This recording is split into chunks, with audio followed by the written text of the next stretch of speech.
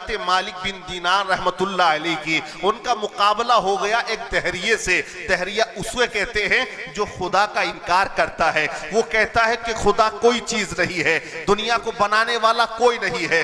माज़अल्लाह उसका ये अकीदा होता है। यही अकीदा लेके एक दहरिया इमाम आजम के पास भी आया था और उसने कहा खुदा कोई चीज नहीं है। इसी बहस पे मुनाजरा रख दिया गया। वक्त मुकर्ररा से काफी देर के बाद इमाम आजम रहमतुल्लाह अलैह पहुंचे तो अब वहां उसने कहा आप बड़ी ताखीर से आए हैं। तो इमाम आजम ने किस तरह से उसको जवाब दिया आप जरा मुलाहिजा करिएगा। अल्लाह वाला जहां भी जाता है लोगों की तकदीर बदल दिया करता है। अल्लाह का वली जहां जाता है इंसानों का नक्शा बदल दिया करता है, उनकी सोच बदल दिया करता है, उनकी फिक्र बदल दिया करता है, उनकी जहनियत को तब्दील कर दिया करता है, उनका करैक्टर बदल देता है, उनकी तहजीब उनका कल्चर बदल देता है। इमाम आजम खड़े हो गए और आपने फरमाया ऐ लोगों, अगर मैं ये कहूं कि मैं एक दिशा में निकल गया और मैंने एक नदी के किनारे देखा कि एक दरख्त खड़ा हुआ है, अचानक मेरे देखते ही देखते वो दरख्त खुद ब खुद कट जाता है और खुद ब खुद उसके तख्ते भी तैयार हो जाते हैं और खुद ब खुद कश्ती भी बन जाती है, खुद ब खुद कश्ती खुद चलने भी लगती है, उधर की सवारी इधर आने लगती है, इधर के लोग उस पर सवार होकर उधर जाने लगते हैं और कश्ती किराया भी वसूल करने लगती है।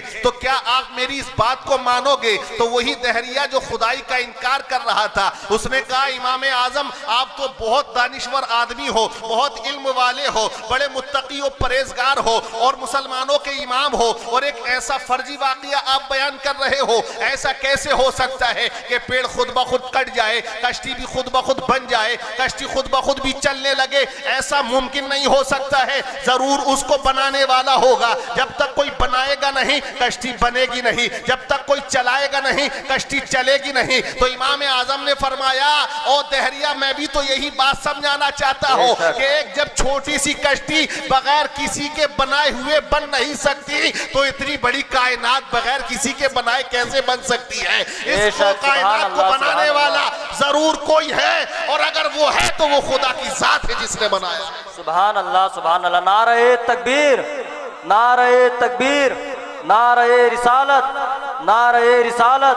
हजरत अल्लामा मौलाना दिलशादुज़्ज़मान साहिब क़िबला, नारे तकबीर, नारे रिसालत। अब देखिए वही दहरिया जो इनकार कर रहा था लेकिन किस तरह से एक अल्लाह के वली ने समझा दिया, किस तरह से उसके जहन में ये उतार दिया कि वाकई आसमान को बनाने वाला अल्लाह है, जमीन को बनाने वाला अल्लाह है, चांदो सूरज को बनाने वाला अल्लाह है, सारी कायनात को बनाने वाला अल्लाह है और हजरात मोहतरम सारी कायनात को अल्लाह ने बनाया। अब यही मुकाबला एक दहरिये से हुआ। किनका हुआ? हजरत मालिक बिन दीनार का हुआ। लेकिन वहां बात जब आगे बढ़ गई तो उन्होंने कहा अगर आप सच्चा है, अगर दहरिया सच्चा है या मैं सच्चा हो, दोनों को हाथ, दोनों के हाथ आग में डाल दिए जाएं। जिसका जल गया वो झूठा है, जिसका बच गया वो सच्चा है। हजरत बात तय पाई गई और दोनों के हाथों को एक साथ बांध दिया गया। देखिए सोहबत का असर किसे कहते हैं, अल्लाह वालों की करामत किसे कहते हैं, इनसे इश्क करना किसे कहते हैं, इनकी बारगाहों में आने का हमें क्या फैजान मिला करता है।